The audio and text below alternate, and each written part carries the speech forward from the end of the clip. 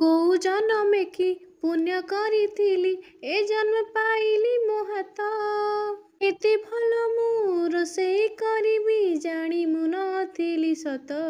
ଗୀତ ଗାଇକି ମୁଁ ନିଜକୁ ଭାରି ପ୍ରଶଂସା କରୁଥିଲି। ପ୍ରଶଂସା କରି ଟାଇମରେ ବିଙ୍କୁ ମତେ ଶୁଣିଦେଲା, କହିଲା ଆଲୋ ହେଇ ଅରିଜିନାଲ ଲିଲିଜା ତତେ ନିଜକୁ ଟେକି ପକେଇ ଗୀତ ଗାଇ ପକଉଛୁ, ଯଦି ତୁ ଏତେ ଭଲ ରୋଷେଇ କରୁଛୁ ତାହେଲେ ପ୍ରୁଭ୍ କର। ମୁଁ କହିଲି ହେଇ ବିଙ୍କୁ ତୁ କିଏ କି ତତେ ପ୍ରୁଭ୍ କରିବି? ସେ କହିଲା ମୋ ନା ବିଙ୍କୁ, ଆଜି ଏଗ ରୋଲ ବନେଇବ ମୋ ପାଇଁ ଲିଙ୍କୁ।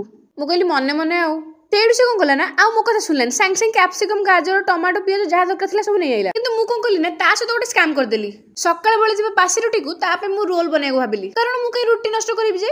ଡୋଣ୍ଟ ୱରି, ଭିଡିଓରେ ସବୁ ଜିନିଷ ଅଛି ଆପଣ ଦେଖିପାରିବେ, ବାକି ଜିନିଷ ମୁଁ ଡେସ୍କ୍ରିପସନରେ ଲିଖିଦେବି। ପିଙ୍କୁର ଆଇଡିଆ ଥିଲା ସତ, କିନ୍ତୁ ମୁଁ ନିଜ ମୁଣ୍ଡରୁ ଦିଟା ପ୍ରକାର ଏଗ ରୋଲ ବନେଇଥିଲି। ଦେଖନ୍ତୁ ଗୋଟେ ରୁଟିରେ ଦୁଇ ସାଇଡ୍ ଅଣ୍ଡା ଦେଇ କରିଥିଲି, ଅନ୍ୟ ଏକ ରୁଟିରେ କେବଳ ଗୋଟେ ସାଇଡ୍ ଅଣ୍ଡା ଦେଇ କରିଥିଲି। ଷ୍ଟଫିଂ ସମସ୍ତଙ୍କର ସେମ୍ ଥିଲା, ତ ଆପଣଙ୍କ ହିସାବରେ ଆପଣ ଖାଇପାରିବେ।